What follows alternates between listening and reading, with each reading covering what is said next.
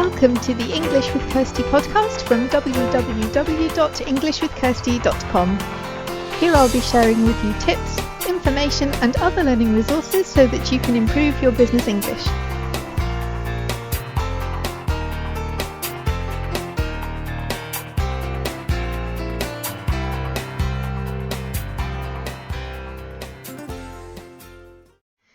Hello and welcome to the English with Kirsty podcast, and I'm hoping that I can get this podcast recorded before the next thunder comes, because we've been having a real heat wave here in the UK at the moment, and now we've got thunder and rain, so I think it's finished, but if you hear a really loud thunderclap then that means it wasn't finished.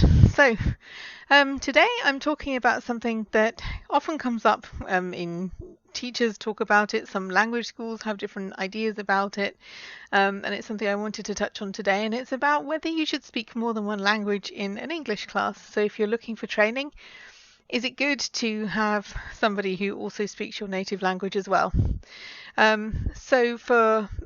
I think there's no definitive answer to this. I think there are different reasons why people do different things, but I just wanted to talk about what I do at English with Kirsty and to give you some things to think about if you're looking for language training or if you're a teacher who gives language training. So if you are a teacher, just wanted to mention my book, which came out this year. There's a link on the show notes page to the book, and there's a lot more in there about teaching English and how I do things at English with Kirsty, and there may be some tips and useful things in there that you would enjoy.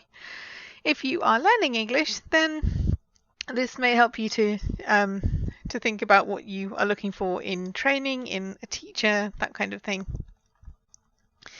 So if you want to find anything that I'm talking about today on the show notes page, whether it is information about lessons, information about the book, or you want to contact me for some reason, then you can either email kirsty@englishwithkirsty.com or also podcast@englishwithkirsty.com. Both of those work. Or you can go to englishwithkirsty.com/podcast/episode 141. So, the way I do things in my lessons, obviously the only time I can speak a student's native language is when we speak the same language. So for my German students, if they want to, we do have the option of speaking German in lessons. But when I think about some of my other students, for example, Russian students who don't speak who only speak Russian and English, I can't speak to them in any other language apart from English because I don't speak Russian. If they speak another language like German, as a couple of my Russian students do, then that's fine, we can use German as well. But generally, I only speak English in lessons where I don't speak the other person's native language.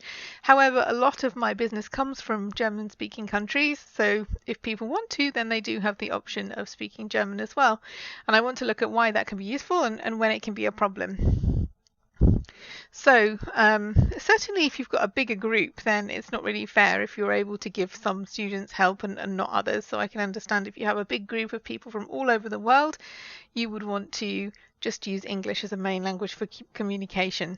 I don't generally do that. I generally work with either very small groups or one-to-one learners or one-to-one students, so that's not something that I really need to think about.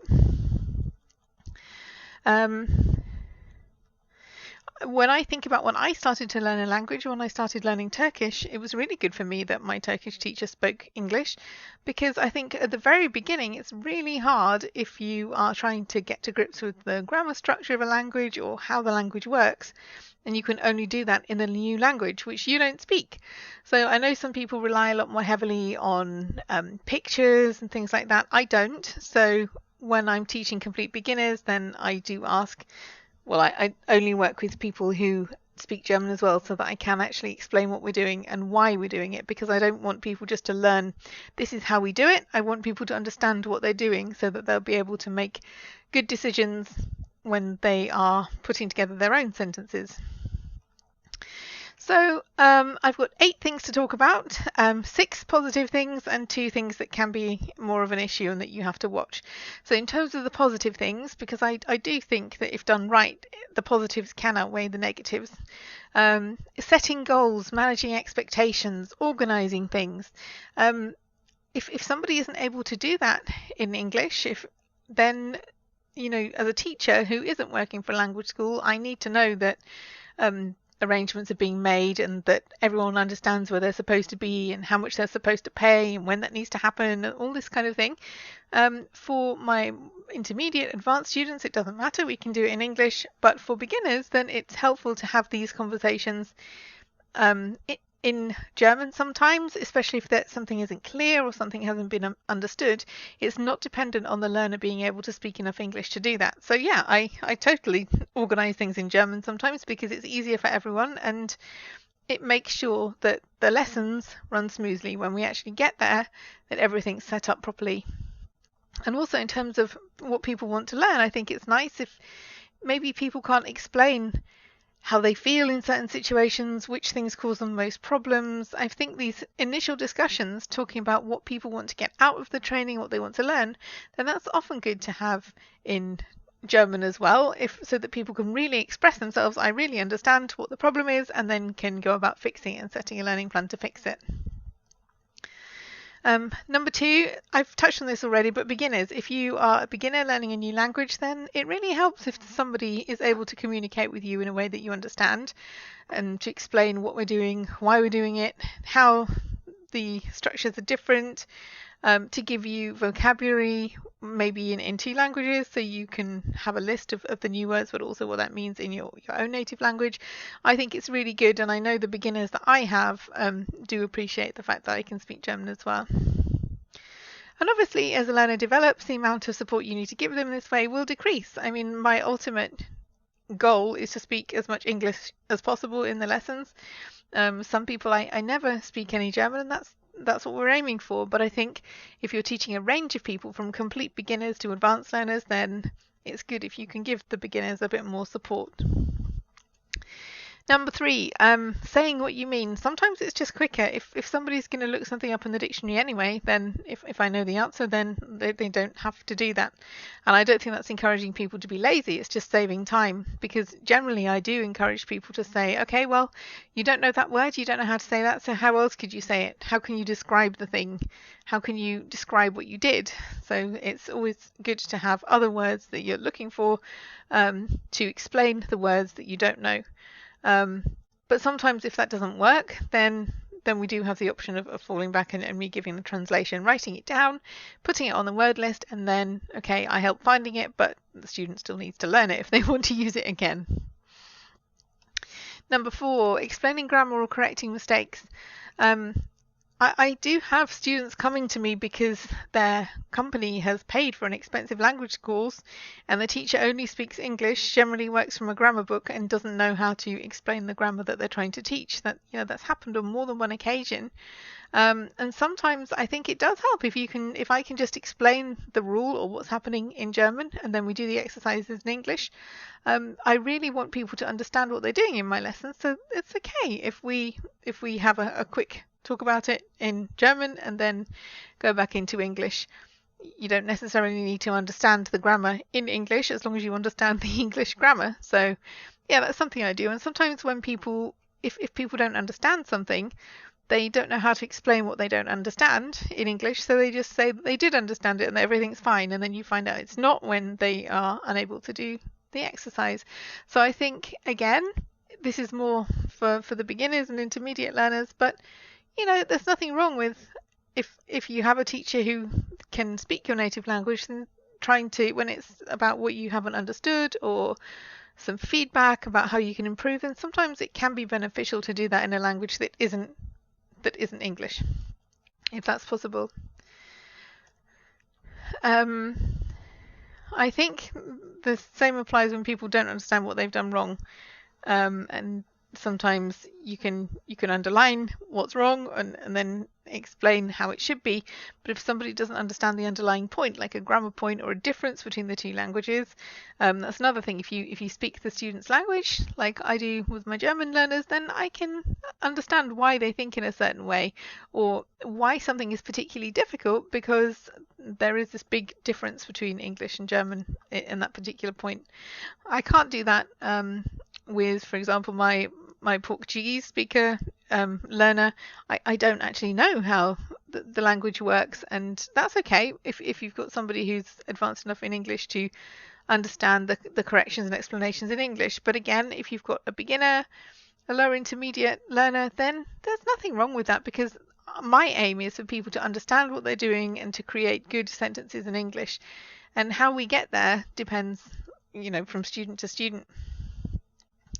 Number 5, we do some multilingual tasks, which I wouldn't be able to do if I didn't speak German.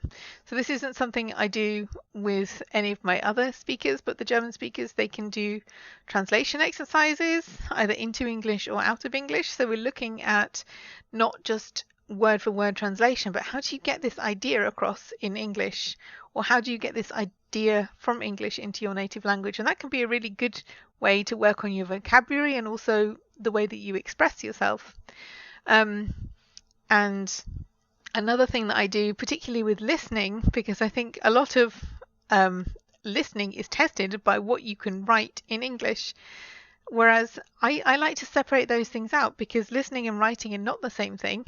So if I want to find out what somebody's understood from a listening passage or a listening, like a sound clip, then sometimes I do say to them, okay, tell me in German what you understood there, because I'm interested in what knowledge they've taken from it and not just how well they can tell me that information in English as a summary, because I think that's two separate skills. Summarizing, creating your own sentences is one skill.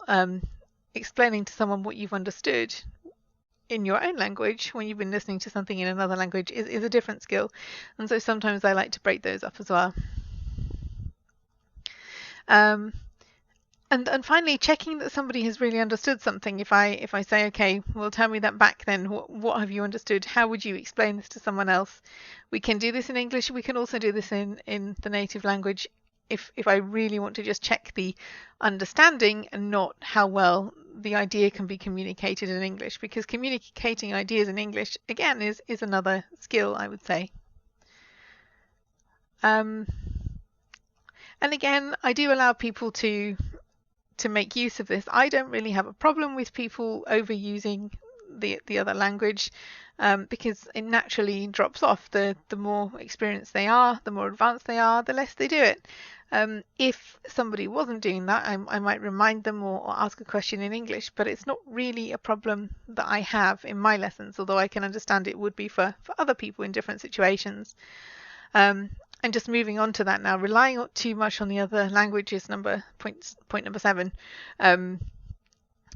Yeah, some people will do it. I mean, the people that I am working with are generally quite motivated. They want to learn. They are paying me so they can learn. And I think that's different than if, like if maybe a parent is paying and the child knows they have to be there but doesn't really want to be there, or a company is paying and people don't really want to be there. They don't have that same level of motivation, and therefore sometimes people can, in those situations, rely too much on the other language. If they can get away with speaking less English, they might, in bigger groups maybe. So it's something that you need to watch and to make sure it doesn't happen if you're a teacher, and also if you're a learner, something you need to try not to do, because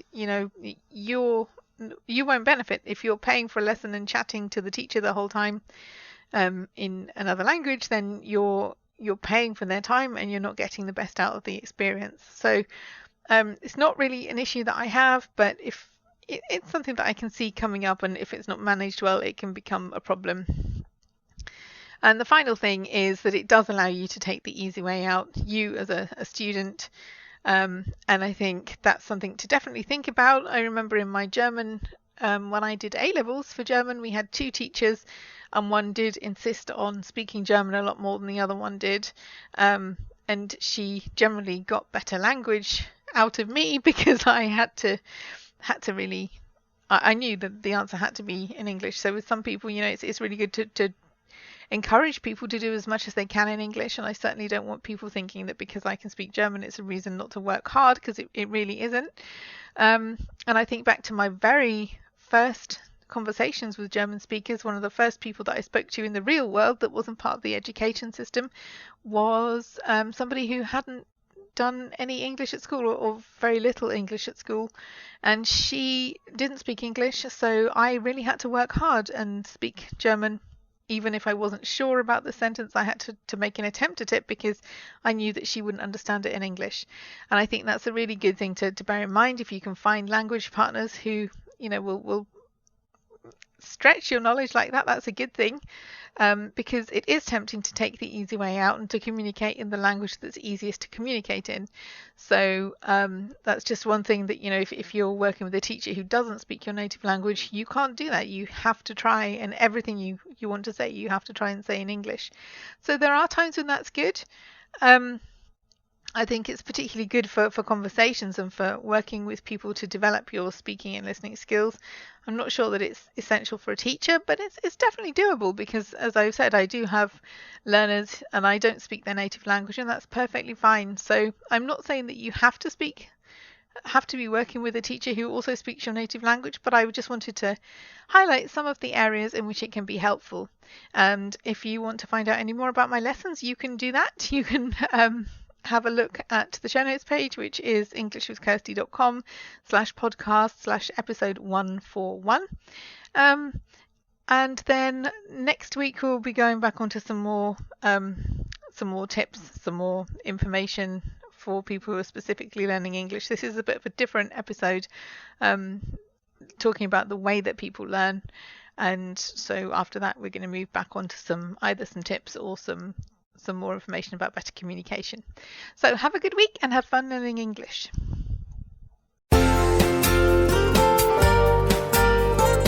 I hope you enjoyed this episode of the English with Kirsty podcast. If you have any questions or comments, my email address is kirsty@englishwithkirsty.com, or you can go to www.englishwithkirsty.com/podcast, where you'll find information about the individual episodes.